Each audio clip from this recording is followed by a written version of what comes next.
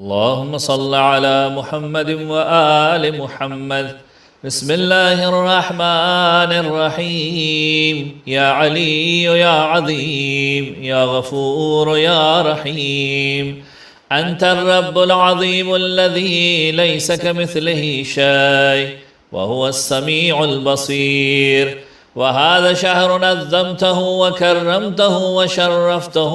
وفضلته على الشهور، وهو الشهر الذي فرضت صيامه علي، وهو شهر رمضان الذي أنزلت فيه القرآن هدى للناس وبينات من الهدى والفرقان، وجعلت فيه ليلة القدر وجعلتها خيرا من 1000 شهر. فيا ذا المن ولا يمن عليك، من علي بفكاك رقبتي من النار، في من تمن عليه، وادخل الجنة برحمتك يا أرحم الراحمين.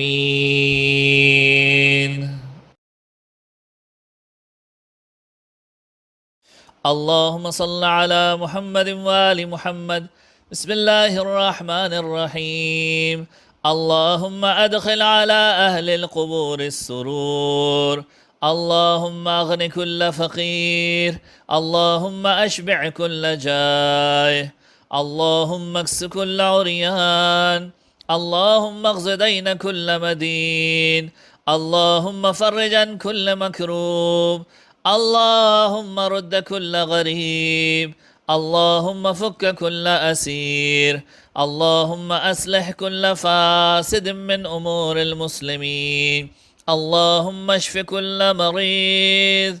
اللهم صد فخرنا بغناك، اللهم غير سوء حالنا بحسن حالك، اللهم اغز عنا الدين وأغننا من الفقر، إنك على كل شيء قدير.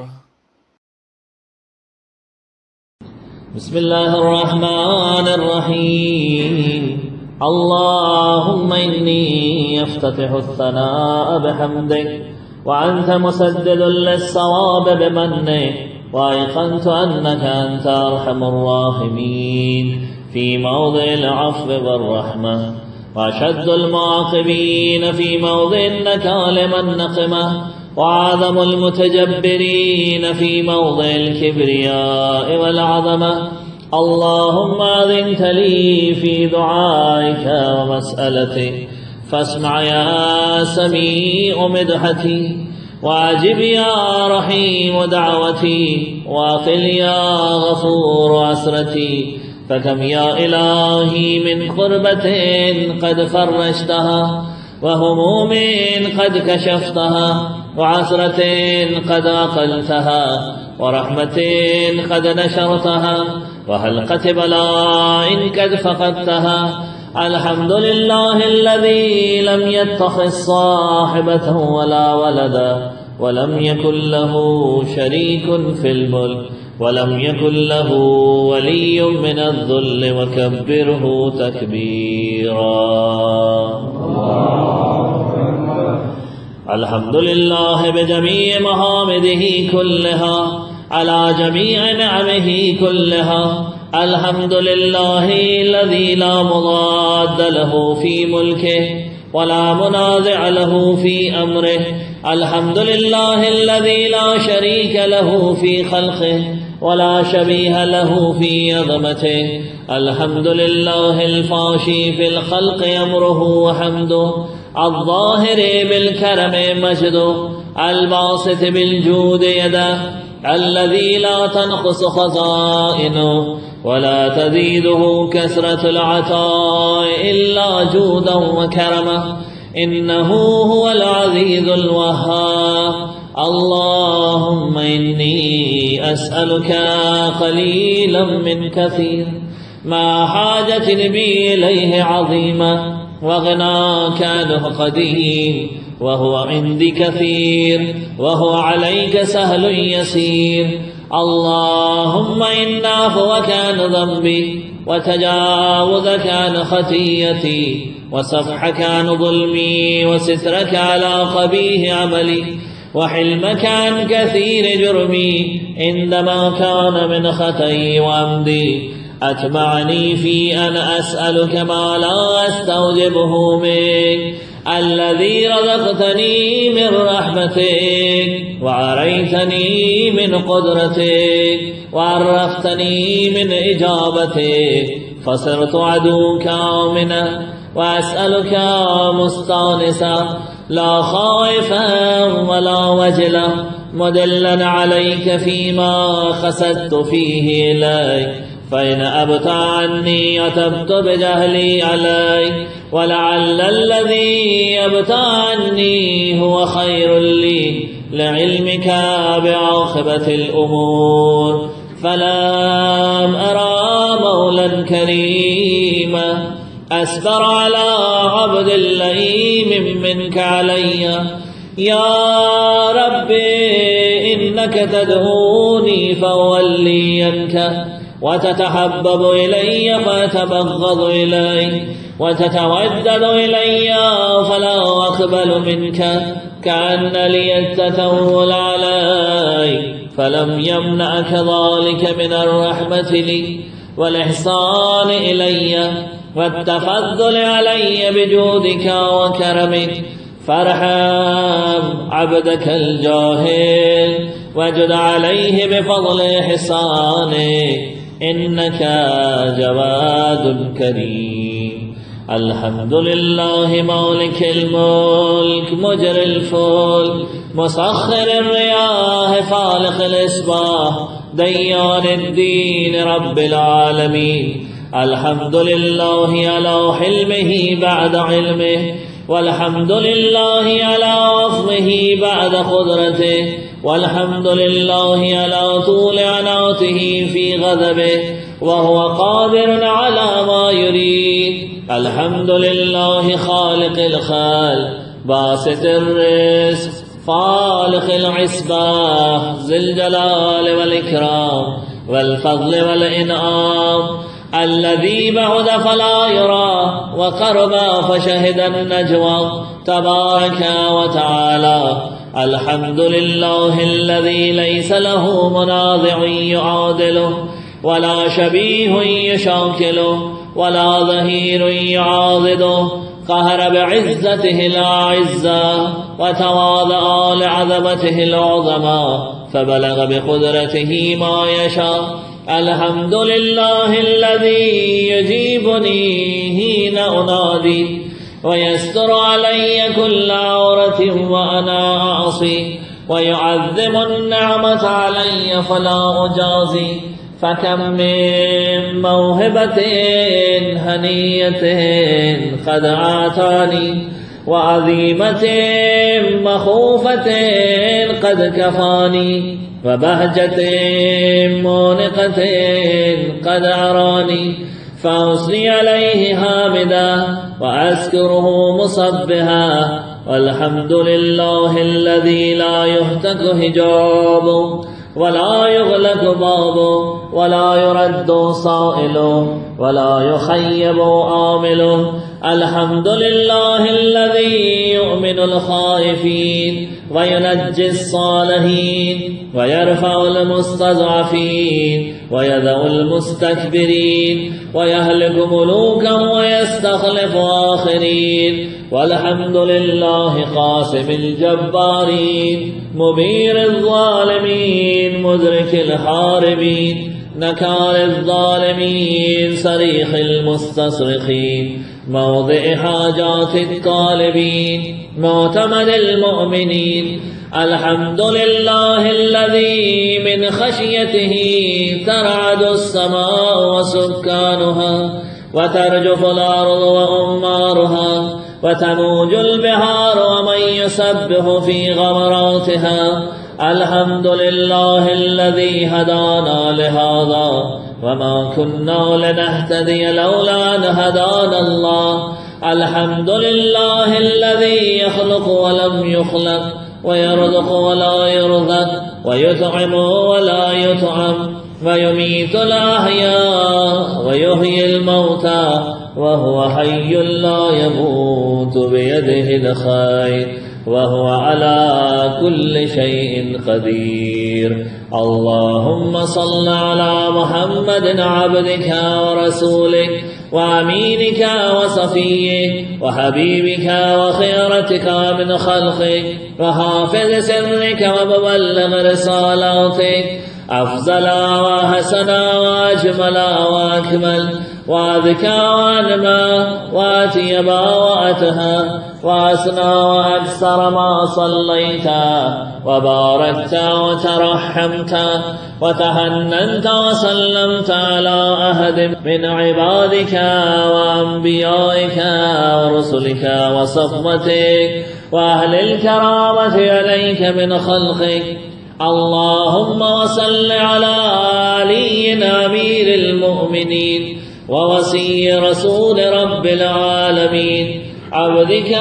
ووليك وأخي رسولك وحجتك على خلقك وآيتك الكبرى والنبأ العظيم. وصل على الصديقة الطاهرة فاطمة الزهراء سيدة نساء العالمين. وصل على سبطي الرحمة وإمامي الهدى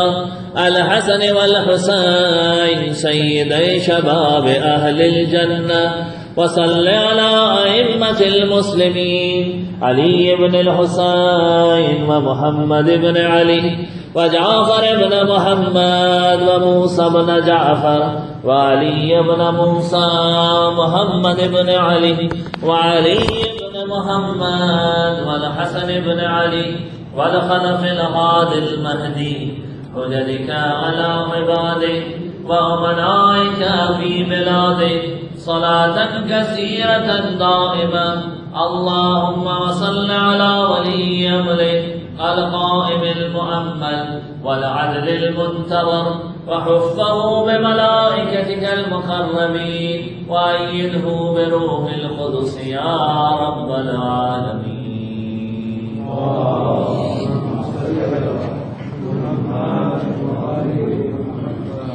اللهم اجعله الداعي إلى كتابك والقائم بدينك، استخلفه في الأرض كما استخلفت الذين من قبله، مكن له دينه الذي ارتضيته له، أبدله من بعد خوفه يمنا يعبدك ولا يشرك بك شيئا. اللهم أعزه وأعزز به وانصره وانتصر به وانصره نصرا عزيزا وافتح له فتحا يسيرا واجعل له من لدنك سلطانا نصيرا. اللهم أظهر به دينك وسنة نبيك حتى لا يستخفي بشيء من الحق مخافة أحد من الخلق. اللهم إنا نرغب إليك في دولة كريمة تعز بها الإسلام وأهله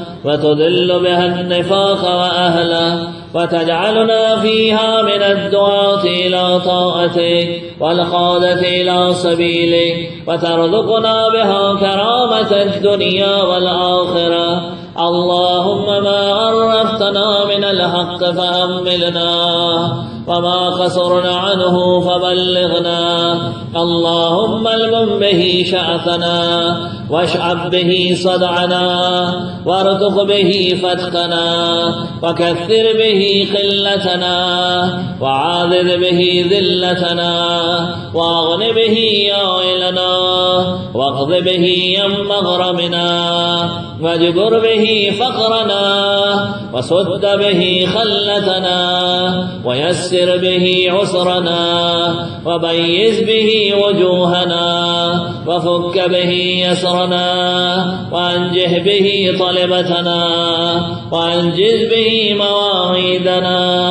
واستجب به دعوتنا وآتنا به سؤلنا وبلغنا به من الدنيا والآخرة آمالنا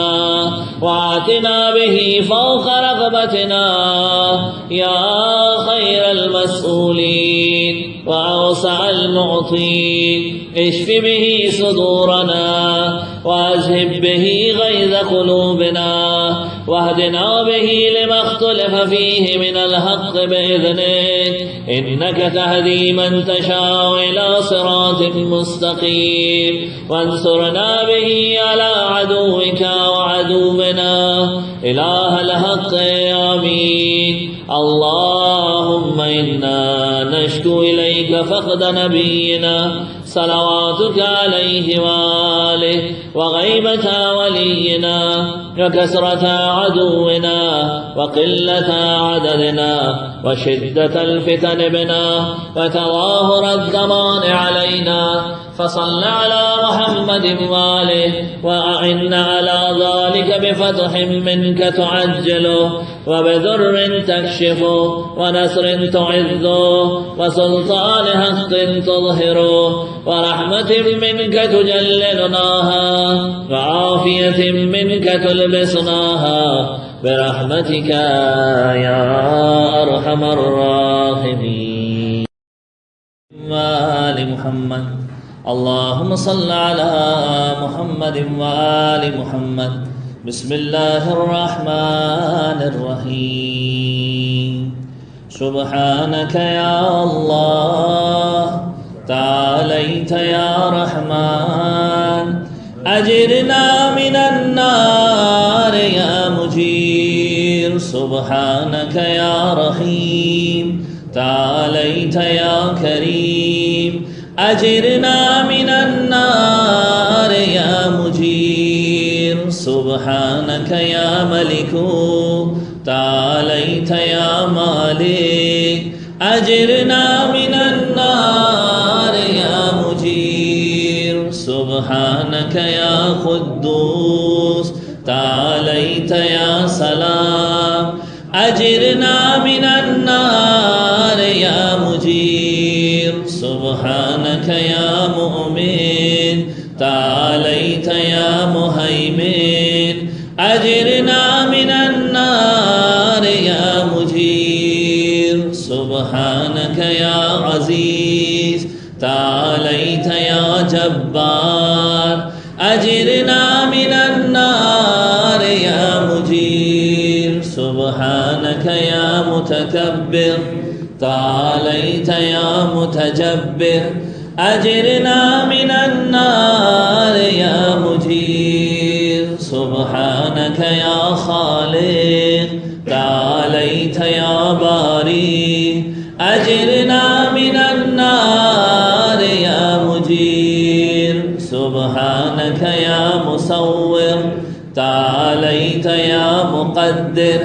أجرنا من النار يا مجير سبحانك يا هادي تعاليت يا باقي أجرنا من النار يا مجير سبحانك يا وهاب تعاليت يا تواب أجرنا من النار يا مجير سبحانك يا فتاح تعاليت يا مرتاح أجرنا من النار يا مجير سبحانك يا سيدي تعاليت يا مولاي أجرنا من النار يا مجير سبحانك يا قريب تعاليت يا رقيب أجرنا من النار يا مجير سبحانك يا مبدي تعاليت يا معيد أجرنا من النار يا مجير سبحانك يا حميد تعاليت يا مجيد أجرنا من النار يا مجير سبحانك يا قديم تعاليت يا عظيم أجرنا من النار يا مجير سبحانك يا غفور تعاليت يا شكور أجرنا من النار يا مجير سبحانك يا شاهد تعاليت يا شهيد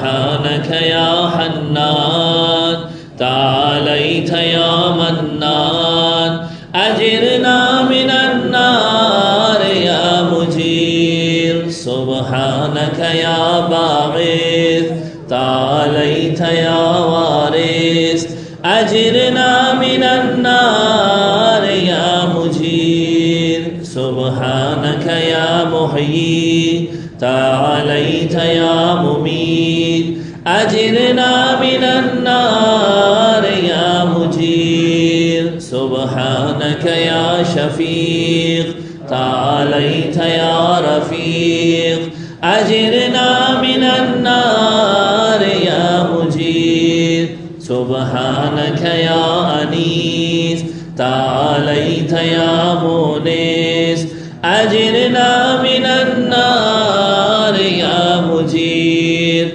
سبحانك يا جليل تعاليت يا جميل أجرنا من النار يا مجير سبحانك يا خبير تعاليت يا بصير أجرنا من النار يا مجير سبحانك يا حفي تعاليت يا مليك أجرنا من النار يا مجير سبحانك يا معبود تعاليت يا موجود أجرنا من النار يا مجير سبحانك يا غفار تعاليت يا قهار أجرنا من النار يا مجير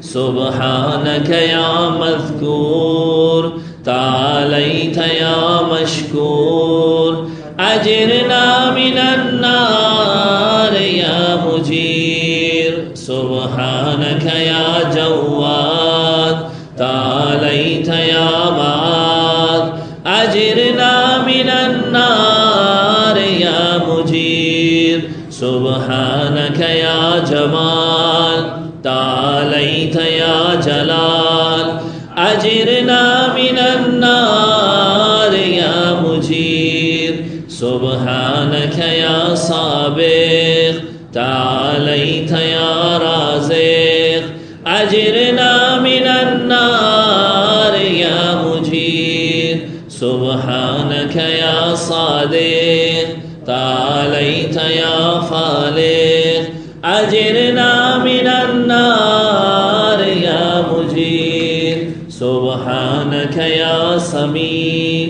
تعاليت يا صريع أجرنا من النار يا مجير سبحانك يا رفيع تعاليت يا بديع أجرنا سبحانك يا فعال تعاليت يا متعال أجرنا من النار يا مجير سبحانك يا قاضي تعاليت يا رازي أجرنا من النار يا مجير سبحانك يا قاهر تعاليت يا طاهر أجرنا من النار يا مجير سبحانك يا عالم تعاليت يا حاكم أجرنا من النار يا مجير سبحانك يا دائم تعاليت يا قائم أجرنا من النار يا مجير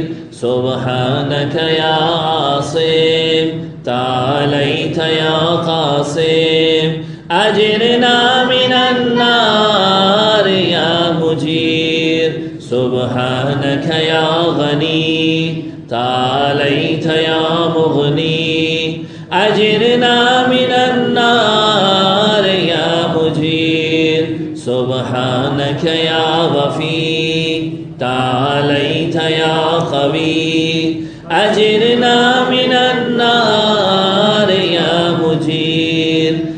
سبحانك يا كافي تعاليت يا شافي أجرنا من النار يا مجير سبحانك يا مقدم تعاليت يا مؤخر أجرنا من النار يا مجير سبحانك يا أول تعاليت يا آخر أجرنا من النار يا مجير سبحانك يا ظاهر تعاليت يا باطن أجرنا من النار يا مجير سبحانك يا رجاء تعاليت يا مرتجى أجرنا من النار يا مجير سبحانك يا ذا المن تعاليت يا ذا الطول أجرنا من النار يا مجير سبحانك يا حي تعاليت يا قيوم أجرنا من النار يا مجير سبحانك يا واحد تعاليت يا أحد أجرنا من النار يا مجير سبحانك يا سيد تعاليت يا صمد أجرنا من النار يا مجير سبحانك يا قدير تعاليت يا كبير أجرنا من النار يا مجير سبحانك يا والي تعاليت يا متعالي أجرنا من النار يا مجير سبحانك يا علي تعاليت يا أعلى أجرنا من النار يا مجير سبحانك يا ولي تعاليت يا مولا أجرنا من النار يا مجير سبحانك يا داري تعاليت يا باري أجرنا من النار يا مجير سبحانك يا خافز تعاليت يا رافع أجرنا من النار يا مجير سبحانك يا مقصد تعاليت يا جامع أجرنا من النار يا مجير سبحانك يا معز تعاليت يا مذل أجرنا من النار يا مجير سبحانك يا حافظ تعاليت يا حفيظ أجرنا من النار يا مجير سبحانك يا قادر تعاليت يا مقتدر أجرنا من النار يا مجير سبحانك يا عليم تعاليت يا حليم أجرنا من النار يا مجير سبحانك يا حكام تعاليت يا حكيم أجرنا من النار يا مجير سبحانك يا معطي تعاليت يا مانع أجرنا من النار يا مجير سبحانك يا ضار تعاليت يا نافع أجرنا من النار يا مجير سبحانك يا مجيب تعاليت يا حسيب أجرنا من النار يا مجير سبحانك يا عادل تعاليت يا فاصل أجرنا من النار يا مجير سبحانك يا لطيف تعاليت يا شريف أجرنا من النار يا مجير سبحانك يا رب تعاليت يا حق أجرنا من النار يا مجير سبحانك يا ماجد تعاليت يا واحد أجرنا من النار يا مجير سبحانك يا عفو تعاليت يا منتقم أجرنا من النار يا مجير سبحانك يا واسع تعاليت يا موسع أجرنا من النار يا مجير سبحانك يا رعوف تعاليت يا عطوف أجرنا من النار يا مجير سبحانك يا فرد تعاليت يا بكر أجرنا من النار يا مجير سبحانك يا مقيت تعاليت يا محيط أجرنا من النار يا مجير سبحانك يا وكيل تعاليت يا عدل أجرنا من النار يا مجير سبحانك يا مبين تعاليت يا متين أجرنا من النار يا مجير سبحانك يا بر تعاليت يا ودود أجرنا من النار يا مجير سبحانك يا رشيد تعاليت يا مرشد أجرنا من النار يا مجير سبحانك يا نور تعاليت يا منور أجرنا من النار يا مجير سبحانك يا نصير تعاليت يا ناصر أجرنا من النار يا مجير سبحانك يا صبور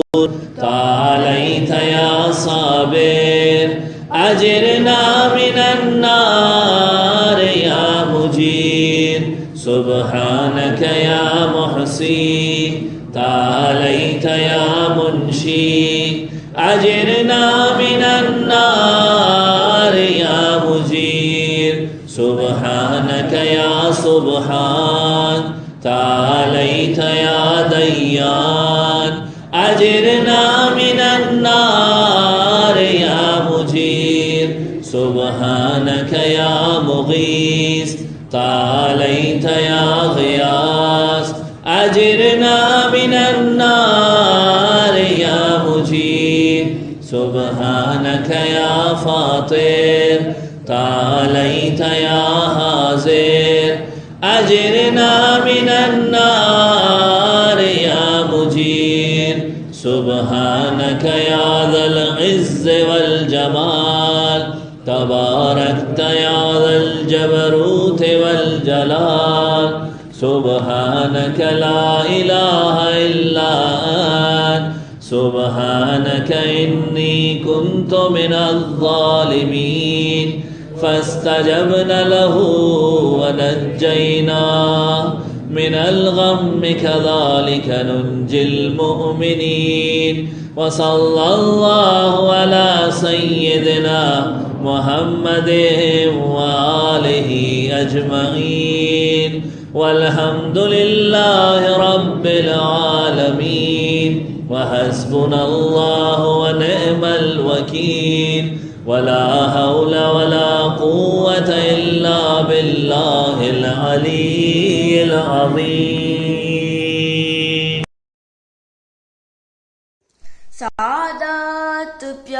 پیاسے رہ گئے، سادات پیاسے رہ گئے، پانی پیو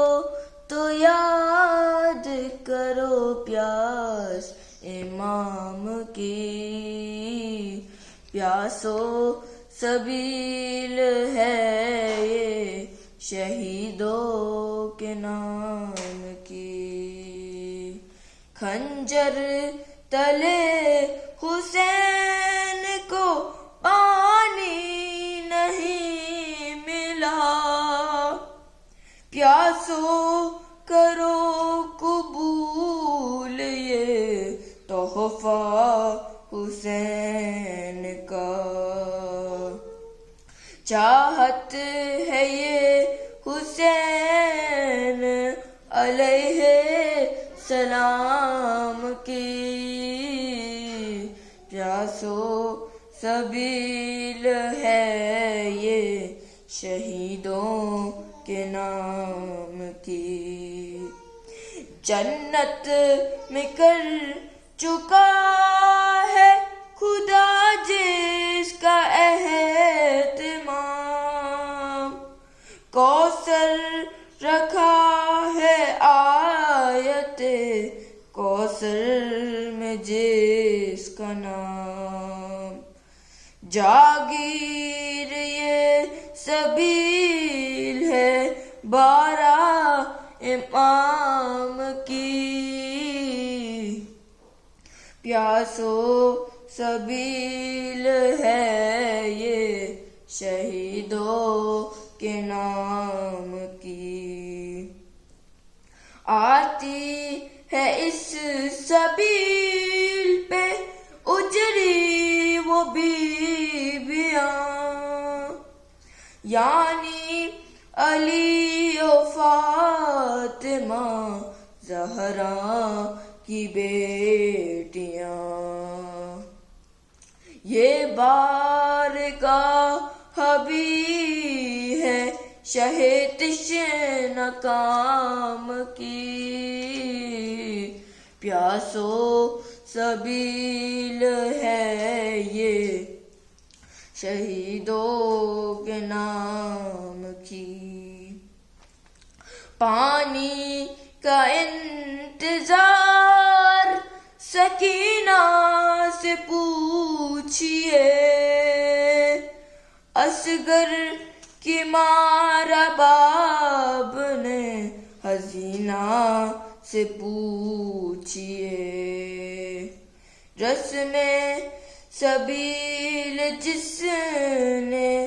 زمانے میں عام کی، پیاسو سبیل ہے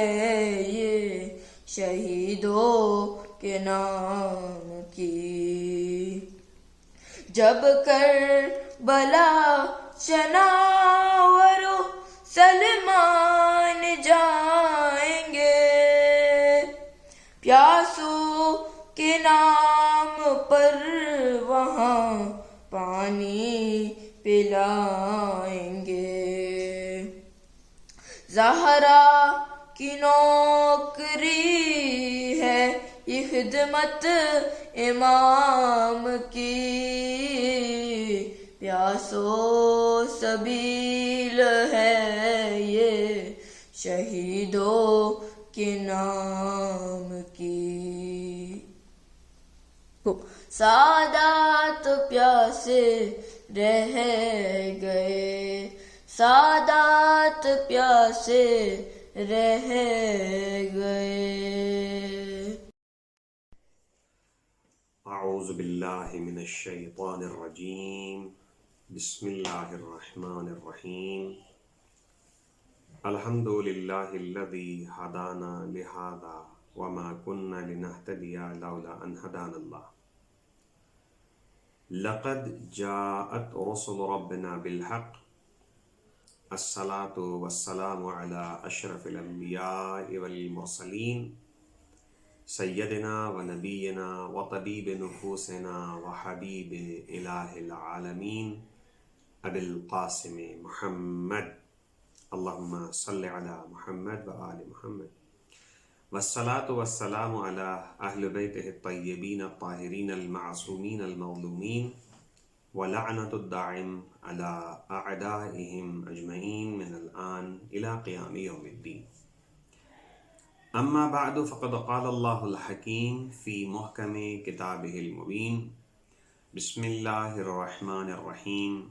رب اشرح لی صدری ویسر لی امری واحلل عقدۃ من لسانی یفقہوا قولی. صلوات پڑھ دیں محمد و آل محمد پر.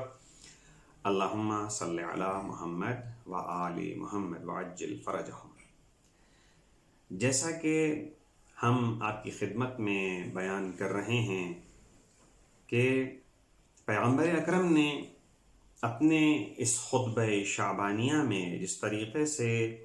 اس مبارک مہینے کی اہمیت کو بیان فرمایا ہے، کس طریقے سے یہ رمضان جس کو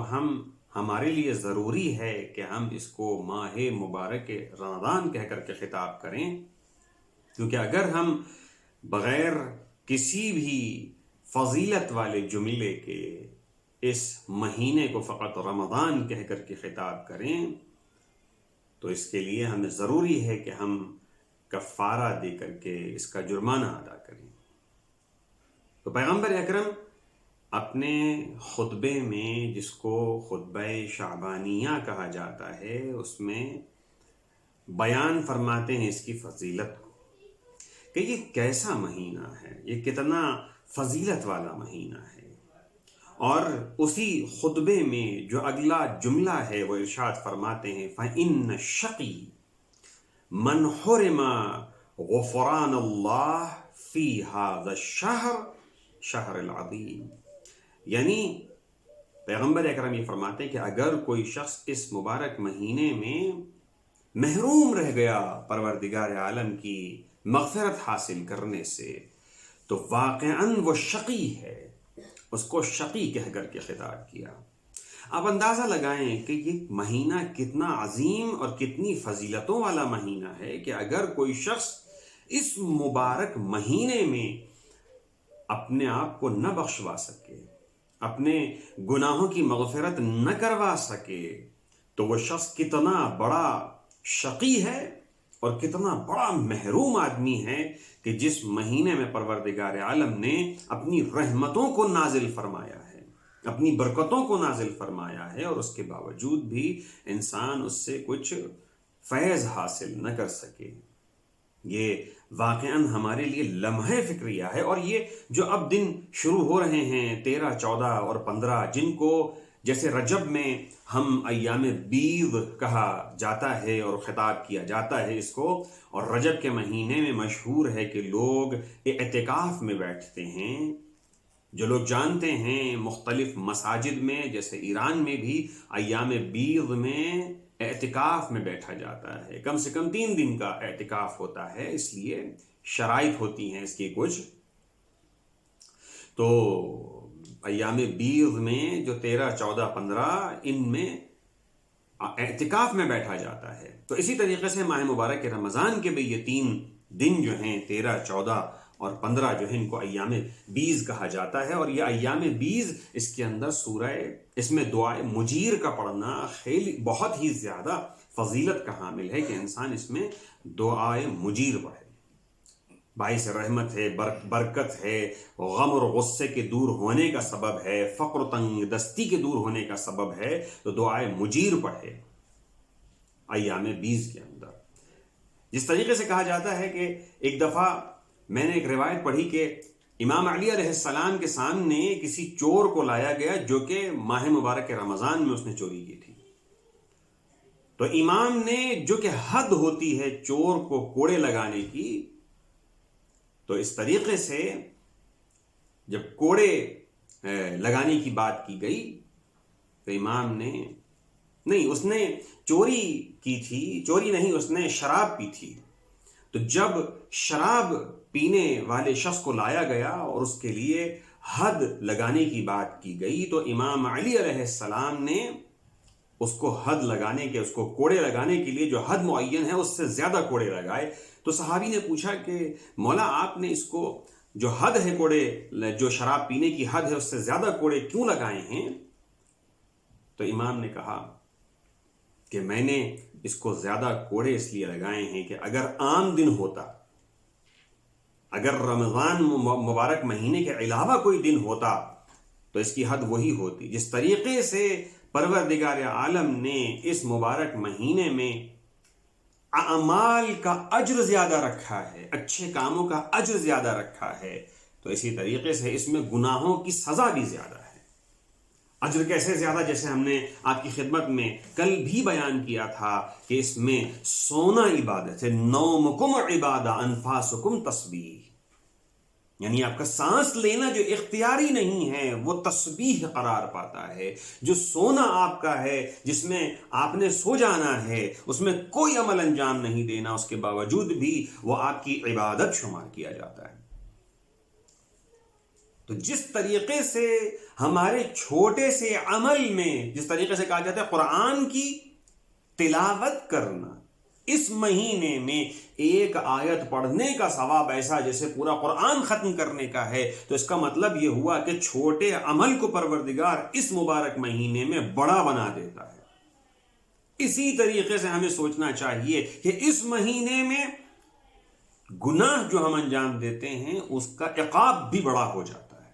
کیسے ہم یہ تصور کر سکتے ہیں کہ ہم اس مبارک مہینے میں حرمت پروردگار عالم کو توڑ دیں، اس مبارک مہینے کی حرمت کو توڑ دیں؟ خالق کائنات کے اس حبیب نے اسی بات کی طرف اشارہ کیا ہے اور کہا ہے کہ فَإِنَّ الشَّقِيَّ، یعنی وہ شخص شقی ہے، من حرما، جو کہ محروم رہ جائے، غفران اللہ، اللہ کی مغفرت حاصل کرنے سے محروم رہ جائے، وہ شقی ہے۔ اور یہ مبارک مہینہ گزر جائے۔ ہمیں سوچنا ہے کہ یہ جو دن گزر رہے ہیں یہ بہت اہم دن ہیں، اس میں ہم کیسے اللہ کی مغفرت حاصل کر سکتے ہیں، پروردگار کے غفران کو کیسے حاصل کر سکتے ہیں، کیونکہ یہ وہ مہینہ ہے۔ اس کے لیے امام علی علیہ السلام ارشاد فرماتے ہیں ایک حدیث کے اندر کہ ایھا الناس ان الشہر شہر، یہ وہ شہر ہے، یہ وہ مہینہ، شہر کہتے ہیں مہینے کو۔ یا ایھا الناس ان الشہر شہر فضل اللہ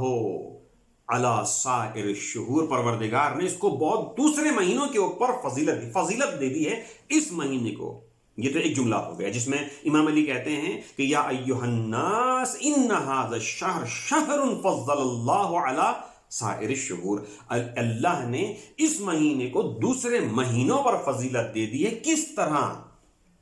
اب اس کو کمپیئر کرتے ہیں۔ اگر یہ حدیث ہم خود سمجھ جائیں، ہمارے جسے کہا جائے سمجھ میں آ جائے اور ہم اس کو ہضم کر لیں، ڈائجسٹ ہو جائے ہمارے لیے، تو ہم خود سمجھیں گے کہ واقعاً یہ مبارک مہینہ کتنی فضیلت اور اہمیت کا حامل ہے۔ کیا فرمایا مولا کائنات نے؟ یا ایھا الناس ھذا الشہر شہر فضل اللہ علی سائر الشہور، کا یعنی کس طریقے سے، کون سی چیز کس پر فضیلت دی، کس طرح؟ جیسے مولا کائنات کہتے ہیں کہ فضلنا اہل البیت کسائر الناس، جس طرح ہم اہل بیت کو دوسرے لوگوں پر اللہ نے فضیلت دی ہے، اس طریقے سے اس مہینے کو دوسرے مہینوں پر فضیلت دی۔ ہم اب کمپیئر جو کیا ہے مولا کائنات نے، اس کو خود سمجھیں۔ جن ائمہ کا ہم دم بھرتے ہیں، جن ائمہ کی فضیلت کا ہم واقعاً دنیا کے اندر اس پر مر مٹنے کے لیے تیار ہیں، جن فضیلتوں کے اوپر ہم کوئی کمپرومائز نہیں کرنا چاہتے ہیں، اہل بیت کی فضیلت کے اوپر ہم جانتے ہیں کہ اہل بیت کیا ہیں اور ہم کیا ہیں۔ وہ نوری ہیں، ہم ناری ہیں، ہم خاک سے بنے خاک سے ہیں، لیکن پروردگار نے ایسی فضیلت دی ہے اہل بیت کو جو کسی کو دنیا میں نہیں دی ہے۔ ہم خود تصور کریں کہ ہم ان کے غلاموں کے بارے میں تصور کرتے ہیں کہ ہم ان کے غلاموں جیسے نہیں ہو سکتے، ہم ان کی کنیزوں جیسے نہیں ہو سکتے ہیں، تو ہم ان کے برابر کیسے تصور کر سکتے ہیں؟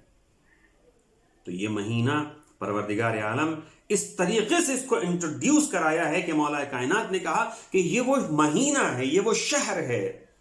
کہ اس کو دوسرے مہینوں میں فضیلت دی ہے۔ کس طرح فضیلت دی ہے؟ جس طریقے سے ہم اہل بیت کی فضیلت ہے دوسرے انسانوں کے اوپر۔ اب خود انسان تصور کر لے کہ اہل بیت کی فضیلت کیا ہے دوسرے انسانوں پر، اب پھر ماہ مبارک کو تصور کر لے دوسرے مہینوں سے کتنی بڑی فضیلت ہے۔ تو ہمیں خود سوچنا چاہیے کہ دوسرے مہینوں میں گناہ کرتا ہے آدمی، وہ اس کے ایک الگ کیف اور مجازات پنشمنٹ ہے، اور ایک جگہ پر آ کر کے انسان اس مہینے میں گناہ کرتا ہے تو اس کی الگ مجازات ہے، پنشمنٹ ہے، اس کے کفارے الگ ہیں۔ اگر کوئی شخص حلال سے روزہ توڑ دے، حلال سے حلال کھا کر کے کوئی کھانا کھا لے، جان بوجھ کر روزہ توڑ دے، کفارہ دینا پڑتا ہے 1 روزے کا۔ پروردگار عالم نے واقعاً بہت ہی اس مہینے کی حرمت کو، احترام کو بہت بزرگ رکھا ہے، بڑا رکھا ہے۔ ہمیں واقعاً تصور کرنا چاہیے کہ ہم کس مہینے میں ہیں، سمجھ جائیں فقط۔ اور اسی خطبہ شعبانیہ کے اندر ہمارے جو پیغمبر اکرم ہیں، حبیب کبریا ہیں، وہ ارشاد فرماتے ہیں کہ احفظوا السنتکم وغضوا ابصارکم، یعنی اپنی زبانوں کو احفظوا، یعنی اپنی زبانوں کو احفظوا السنتکم وغضوا عما لا يحل النظر الیہ ابصارکم، یعنی انسان جو ہے وہ اپنی زبانوں کی حفاظت کرے اور اپنی آنکھوں کو اس طریقے سے محفوظ کرے کہ جس کے لیے پروردگار نے حرام قرار دیا اس کی طرف آنکھیں نہ اٹھیں۔ وَعَمَّا لَا يَحِلُّ الْإِسْتِمَاعِ إِلَيْهِ أَسْمَعَكُمْ، اور جن چیزوں کو سننے کے لیے پروردگار نے حرام قرار دیا ہے وہ نہ سنیں۔ یعنی اس پورے جملے کے اندر زبان کا تذکرہ ہے، آنکھوں کا تذکرہ ہے، اور کان کا، سماعت کا تذکرہ ہے۔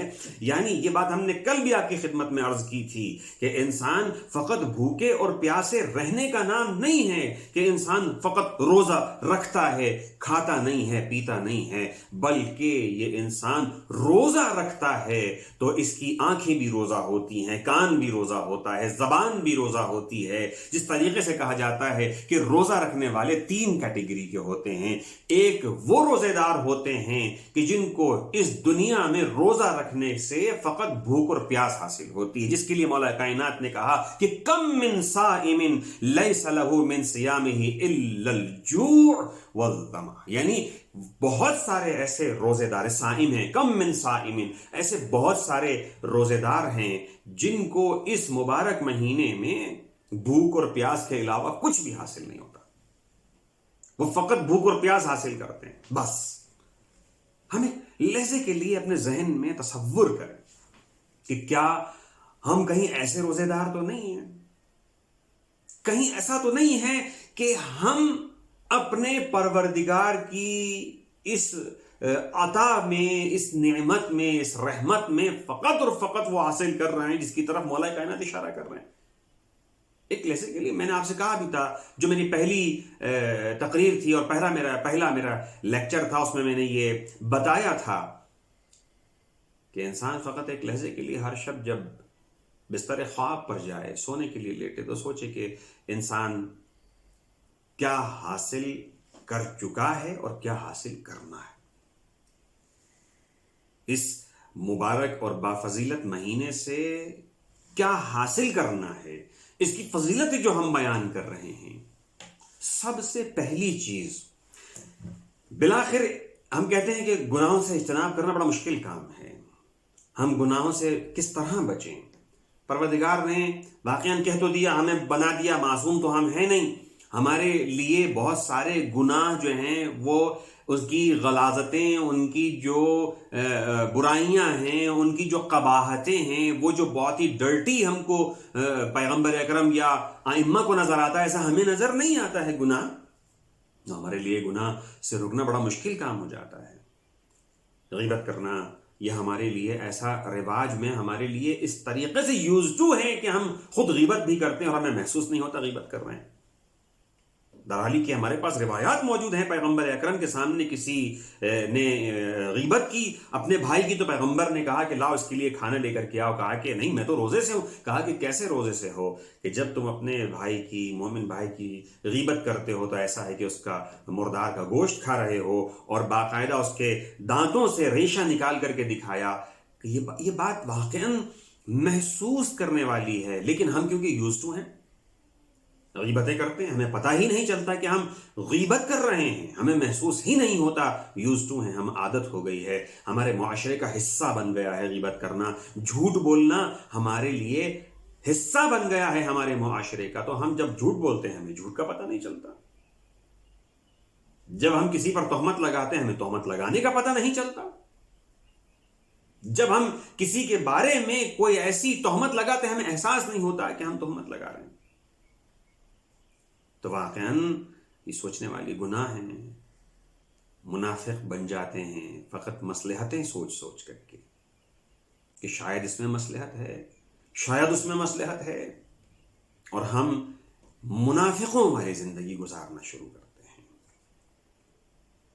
یعنی ہمیں گناہوں کے اندر دس جانے کا احساس ہی نہیں ہوتا، کیونکہ معاشرہ پورا کا پورا ڈھکا ہوا ہے، شیطان ہمارے اوپر غالب ہے، ہم کوئی اچھا کام کرنا چاہتے ہیں تو وہ ہمیں روک دیتا ہے، کچھ اگر ہم انفاق بھی کرتے ہیں، ڈونیٹ بھی کرتے ہیں، ڈونیشن بھی دیتے ہیں، تو شیطان اس کو مادی بنا دیتا ہے، فقط اس لیے کہ بھائی وہ ہم نے دیا ہے، نام تو ہونا چاہیے، چھپ کر کے، ڈھک کر کے، بغیر کسی کو پتہ چلے، جس طریقے سے کہا جاتا ہے کہ ایک ہاتھ سے دوسرے ہاتھ کو دیا جائے تو پتہ نہ چلے۔ تو بات یہ ہے کہ ہم تو یہ چاہتے ہیں کہ جب دیا جائے تو دوسروں کو پتہ چلے، اچھے کام کو بھی مادی بنا دیتے ہیں۔ لیکن یہ وہ مبارک مہینہ ہے جو یہ فقط ایک نشاندہی کرتا ہے، پوائنٹ آؤٹ کرتا ہے۔ بس میری یہی بات شاید آج کے لیکچر کی آخری بات ہوگی کہ جس کے اندر فقط محسوس کرنے والی بات ہے۔ بھائی یہ تو احادیث ہے نا ہمارے سامنے موجود ہیں، ایسی احادیث کے علاوہ بے شمار اور احادیث، یہ تو خطبہ شعبانیہ ہے کہ اس کے اندر پیغمبر اکرم ارشاد فرما رہے ہیں کہ اپنی آنکھوں کو محفوظ کر لو، چھپا لو، بند کر لو، کانوں کو اپنے گناہوں سے بچا لو، اپنی زبان کو گناہوں سے بچا لو۔ یہ تو پیغمبر اکرم ارشاد فرما رہے ہیں، کیا اس کے علاوہ آپ نے نہیں سنا؟ بے شمار اخلاقی دروس کے اندر ہم سن چکے ہیں۔ اپنی زبانوں کو غلاظتوں کے لیے استعمال نہ کرو، اپنی آنکھوں کو نامحرم کی طرف دیکھنے سے محفوظ رکھو، گناہوں کا ارتکاب نہ کرو، اپنے کانوں کو غنا اور غیبت سننے سے محفوظ رکھو۔ یہ باتیں تو سب بہت ساری احادیث میں ہیں، بھائی کیوں نہیں کرتے ہم کیوں نہیں بچ پاتے ہیں، ہم کیوں نہیں رکتے ہیں، ہم کس لیے یہ ساری چیزیں سننے کے باوجود ہم انجام نہیں دیتے؟ کیا ہم نہیں رک سکتے؟ کیا اللہ نے اتنی طاقت نہیں دی ہے ہم کو کہ ہم ان گناہوں کے ارتکاب سے بچ جائیں؟ بس یہی ایک سوال ہے اور اس پر غور کرنے کی ضرورت ہے کہ کیا اللہ نے ہمیں یہ صلاحیت نہیں دی ہے کہ ہم گناہوں سے بچ جائیں؟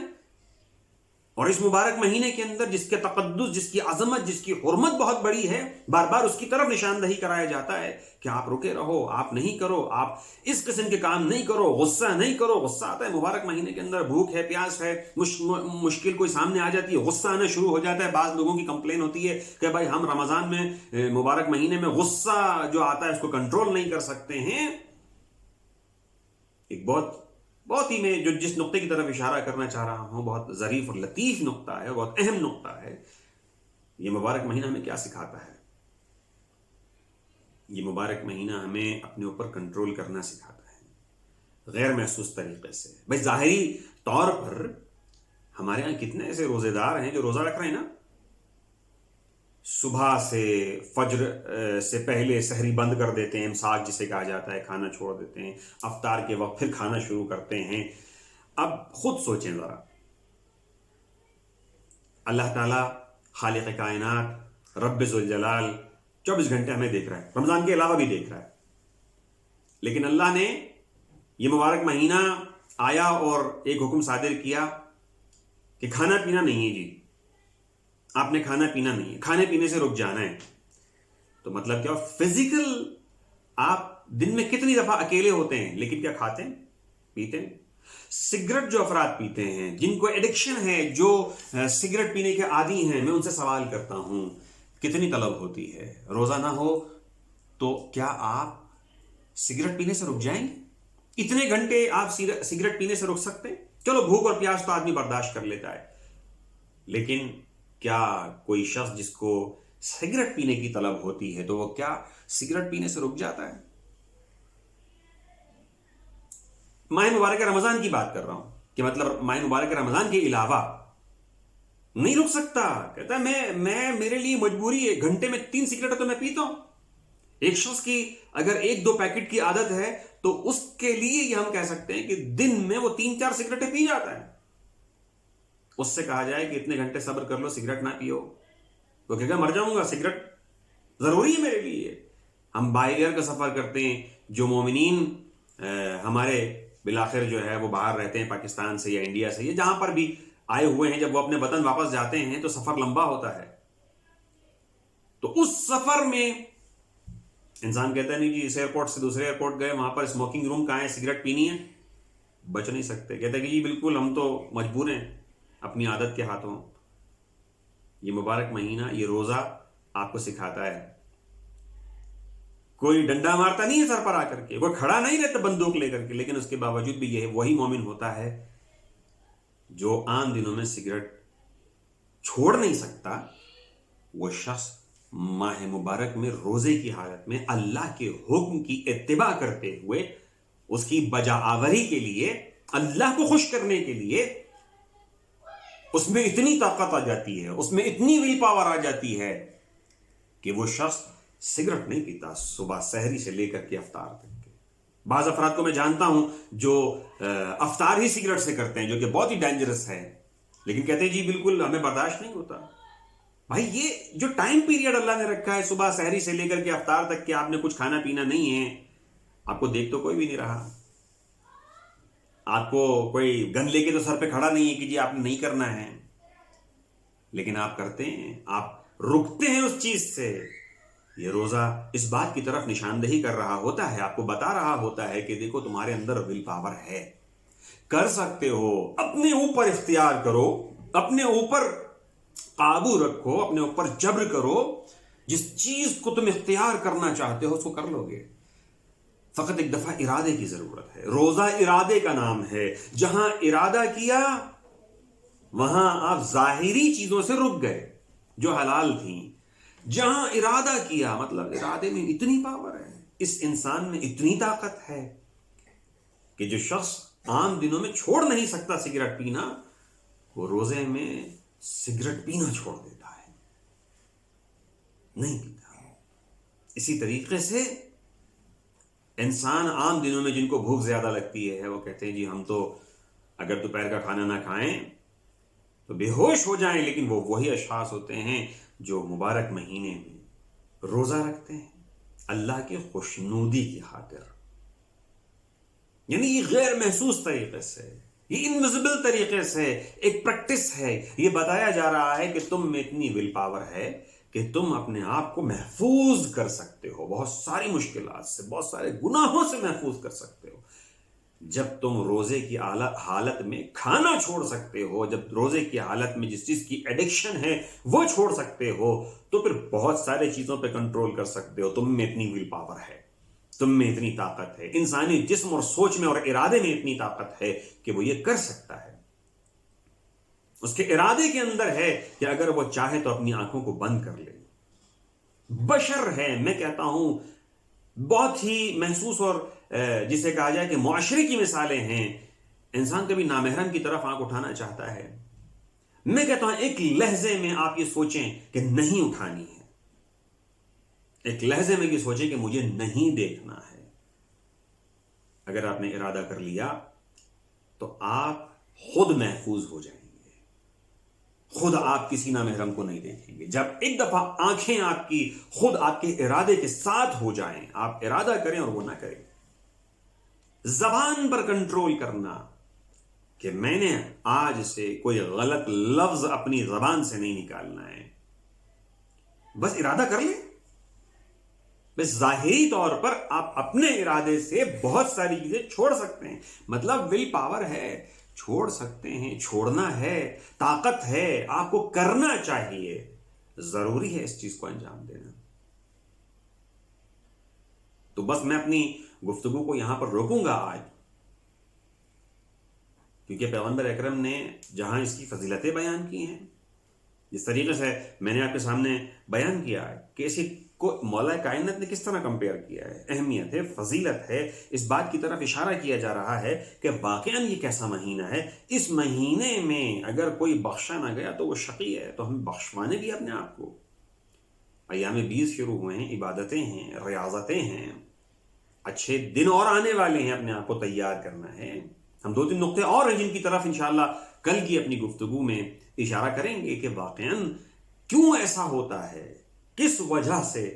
وہ کون سی دلیلیں اور کون سی علت ہے، وہ کون سی وجہ ہے، کون سا ریزن ہے جس کی وجہ سے ہم چاشنی محسوس نہیں کرتے، مٹھاس محسوس نہیں کرتے ہیں، عبادتوں کو محسوس نہیں کر پاتے ہیں.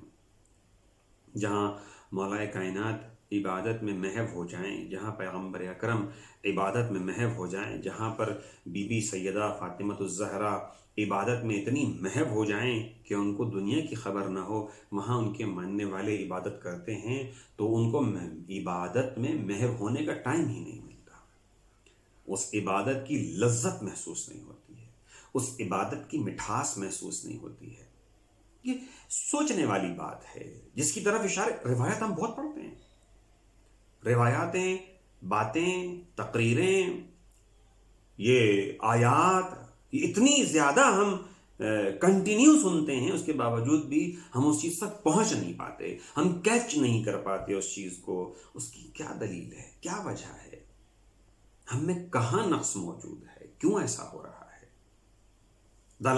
مسائل ہیں، یعنی ایسا نہیں ہے کہ ہم یہ تصور کریں کہ یہ مسائل نہیں ہیں، لیکن مسائل ہیں، ہمیں تصور کرنا ہے، ہمیں سمجھنا ہے. انشاءاللہ ہم پروردگار کی بارگاہ میں دعا کرتے ہیں کہ خالق کائنات اس مبارک مہینے کو ہمیں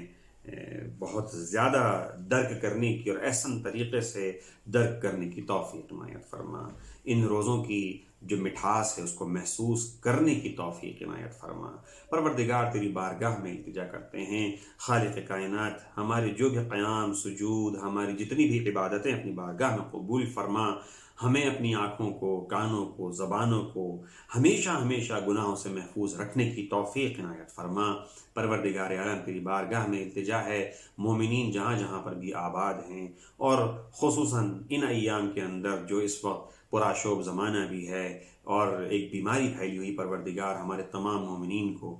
محفوظ فرما، ان کی حفاظت فرما، ان کے جان، مال، ناموس، عزت، آبرو کی حفاظت فرما. پروردگار عالم ہماری تمام تر حوائج شرعیہ کو اپنی بارگاہ میں قبول فرما. مومنین جو مشکلات میں، پریشانی میں ہے، تنگی رزق کی وجہ سے پریشان ہیں، پروردگار ان کے رزق میں برکت عنایت فرما. پروردگار عالم ان کی مشکلات کو برطرف فرما.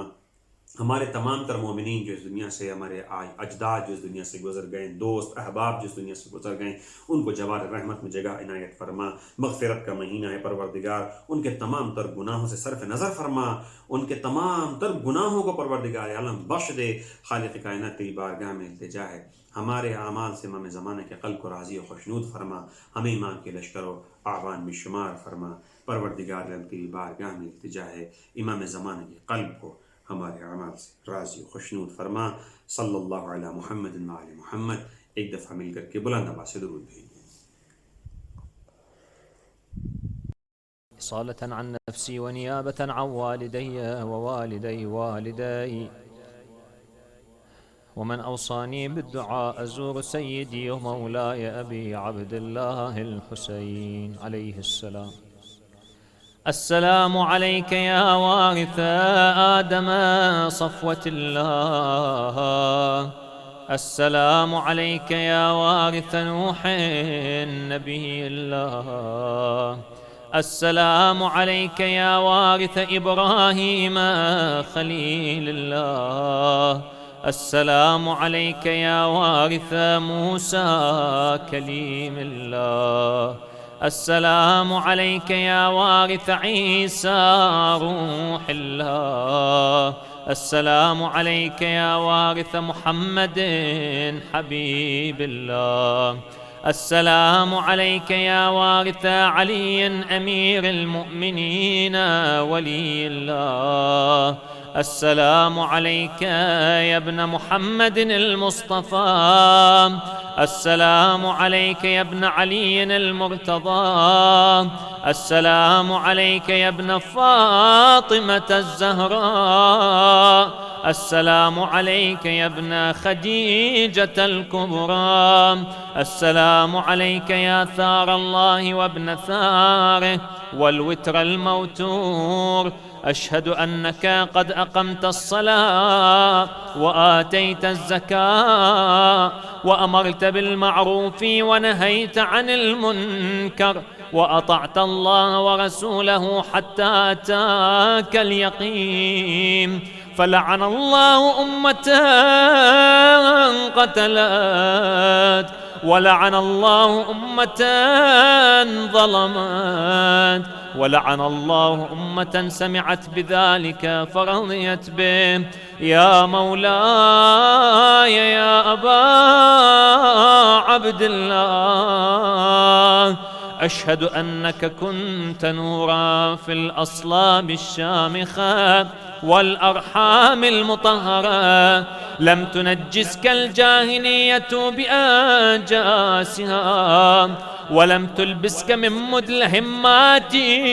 ثيابها. وأشهد أنك من دعائم الدين وأركان المؤمنين. وأشهد أنك الإمام البر التقي الرضي الزكي الهادي المهدي. وأشهد أن الأئمة من ولدك كلمة التقوى وأعلام الهدى والعروة الوثقى والحجة على أهل الدنيا. وأشهد الله وملائكته وأنبياءه ورسله أني بكم مؤمن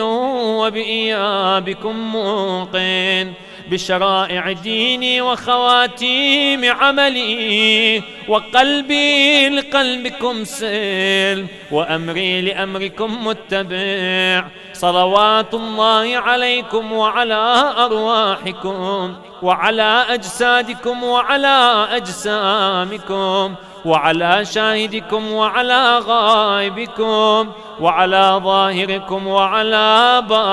باطنكم. زيارة علي بن الحسين عليه السلام. السلام عليك يا ابن رسول الله، السلام عليك يا ابن نبي الله، السلام عليك يا ابن أمير المؤمنين، السلام عليك يا ابن الحسين الشهيد، السلام عليك أيها الشهيد وابن الشهيد، السلام عليك أيها المظلوم وابن المظلوم. لعن الله أمة قتلت، ولعن الله أمة ظلمت، ولعن الله أمة سمعت بذلك فرضيت به. زيارة الشهداء سلام الله عليهم. السلام عليكم يا أولياء الله وأحباءه، السلام عليكم يا أصفياء الله وأوداءه،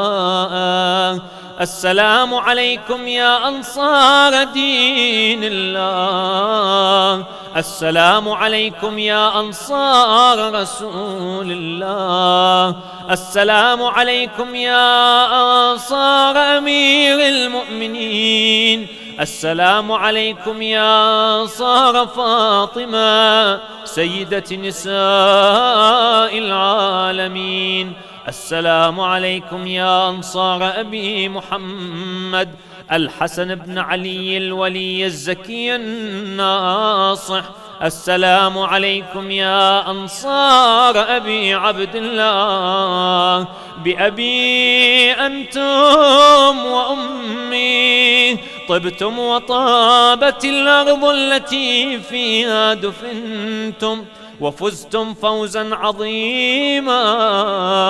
فيا ليتني كنت معكم فأفوز معكم. زيارة العباس سلام الله عليه. السلام عليك يا أبا الفضل العباس ابن أمير المؤمنين، السلام عليك يا ابن سيد الوصيين، السلام عليك يا ابن أول القوم إسلاما وأقدمهم إيمانا وأقومهم بدين الله وأحوطهم على الإسلام، أشهد لقد نصحت لله ولرسوله ولأخيك، فنعم الأخ المواسي، فلعن الله أمة قتلت، ولعن الله أمة ظلمت، ولعن الله أمة استحلت منك المحارم وانتهكت حرمة الإسلام. فنعم الصابر المجاهد المحامي الناصر، والأخ الدافع عن أخيه، المجيب إلى طاعة ربه، الراغب فيما زهد فيه غيره من الثواب الجزيل والثناء الجميل. وألحقك الله بدرجة آبائك في جنات النعيم. اللهم إني تعرضت لزيارة أوليائك رغبة في ثوابك ورجاء لمغفرتك وجزيل إحسانك، فأسألك أن تصلي على محمد وآله الطاهرين، وأن تجعل رزقي بهم دارا، وعيشي بهم قارا،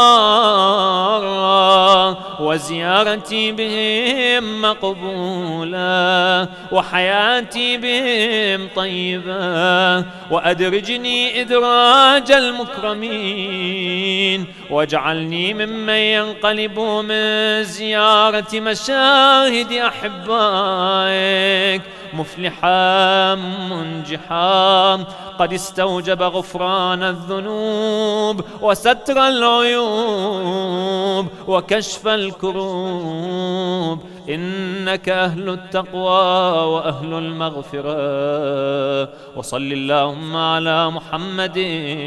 وآله الطاهرين. إلى أرواح المؤمنين والمؤمنات رحم الله من يقرأ السورة المباركة الفاتحة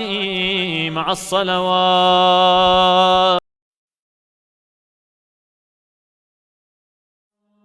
بسم الله الرحمن الرحيم.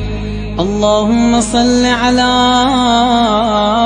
محمد وآل محمد. اللهم كن لوليك حجة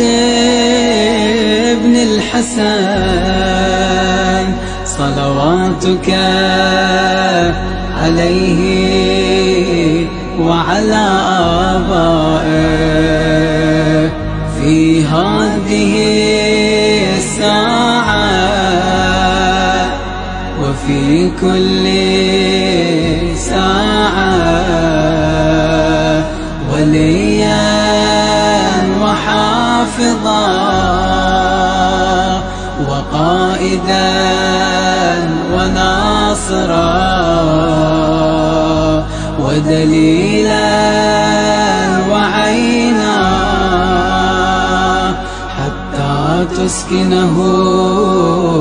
أرضك طوعا وتمتعه فيها طويلا برحمتك يا أرحم الراحمين. وصلى الله على محمد وآله الطاهرين.